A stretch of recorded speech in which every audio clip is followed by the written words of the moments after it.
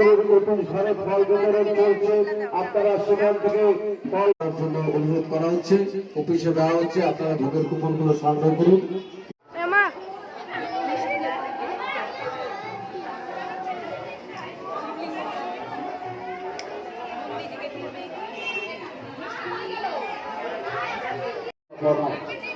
সুজনব্যাপী বাবার পুজো অনুষ্ঠান সমারোহে অনুষ্ঠিত হতে চলেছে।